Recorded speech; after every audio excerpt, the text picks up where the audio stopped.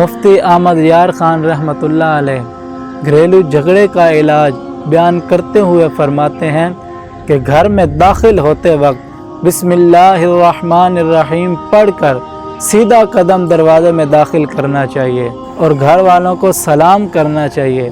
اگر گھر والے گھر میں نہ ہو تو کہے السلام علیکہ یا ایہا النبی ورحمۃ اللہ وبرکاتہ کہے۔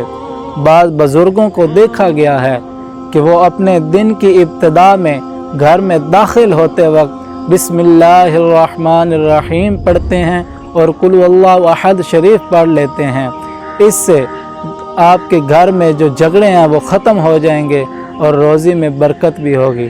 اسی لیے ہمیں چاہیے ہم جب بھی گھر میں داخل ہوں بسم اللہ الرحمن الرحیم پڑھ کر سیدھا قدم گھر کے اندر داخل کریں۔